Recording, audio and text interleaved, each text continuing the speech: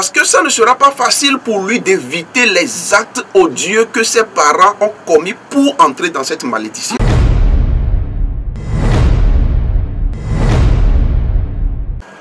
Je me réjouis de vous retrouver bien-aimés dans le Seigneur pour ce moment de partage. Aujourd'hui, nous parlons des liens générationnels. Qu'est-ce que nous appelons liens générationnels? Il s'agit des résistances et des blocages que nous observons dans nos vies.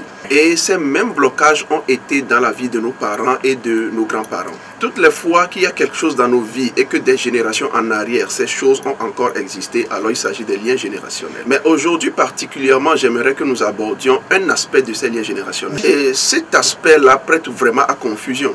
Il s'agit de ce que le prophète Ézéchiel a dit dans son livre au chapitre 18. Et surtout au verset 4 où il dit « Toutes les âmes sont à moi. L'âme du Père est à moi et l'âme du Fils est à moi. L'âme qui pêche, c'est elle qui mourra. » Donc lorsque Ézéchiel dit « L'âme qui pêche, c'est elle qui mourra », on se demande si le péché du Père peut être répercuté sur la vie du Fils. Quand nous lisons le livre d'Exode au chapitre 20, au verset 5, la Bible dit que Dieu punit l'iniquité des pères sur les fils jusqu'à la 3e et à la 4e génération. Et c'est là que se trouve la confusion parce que ces deux textes semblent être opposés l'un contre l'autre. Ézéchiel dit l'âme qui pêche, c'est elle qui mourra.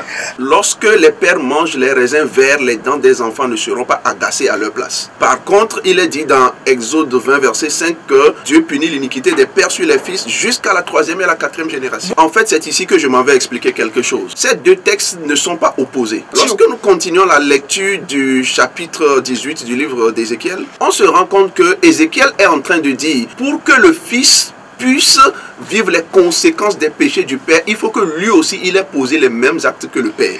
Donc ce qui a apporté la malédiction dans la vie du Père, si le Fils évite cela, lui ne vivra pas la malédiction. Mais en même temps, je voudrais vous dire que c'est pas évident. Sachez que lorsque vous êtes né d'un père polygame, vous avez beaucoup plus de chances d'être aussi polygame que celui qui est né d'un père monogame. Regardez dans Genèse chapitre 12. À partir du verset 12, on se rend compte que Abraham est allé en Égypte avec sa femme Sarah. Mais comme sa femme était jolie, il l'a fait passer pour sa sœur pour obtenir des faveurs auprès de Pharaon. Tellement que les serviteurs de Pharaon sont venus chercher la femme et l'ont amenée auprès de Pharaon. Et quand bien même Dieu a frappé l'Égypte par des plaies, de sorte que la femme soit ramenée à Abraham, cet acte c'est un péché, mais en même temps un acte odieux, déshonorant. C'est un acte révoltant et tellement dramatique, tellement que c'est pas un péché comme les autres, c'est devenu un péché d'ordre générationnel. Quand on parle d'un péché générationnel, ça veut dire que celui qui naît d'Abraham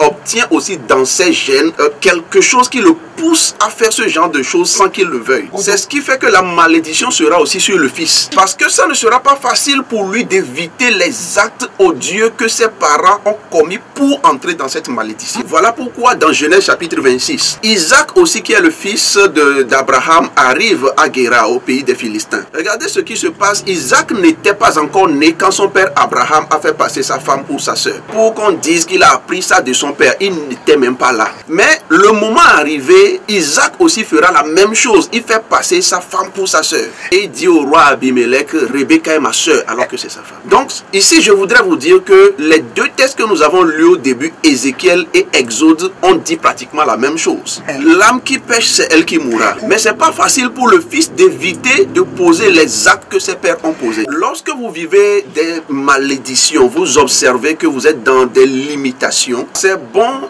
d'identifier le fait que ce soit un problème générationnel. Le mieux, c'est de détecter l'acte qui a été posé pour qu'une alliance de malédiction puisse naître. Et c'est sur ça qu'il faut travailler. Quand il y a malédiction générationnelle, c'est qu'il y a une mauvaise alliance. Même si ces personnes ne vivent plus, il faut la révélation pour savoir quel acte a donné naissance à cette mauvaise alliance. Je prie que Dieu vous ouvre les yeux. Je prie que le Seigneur vous amène au travers de la révélation, que vous compreniez ce qui a limité vos parents.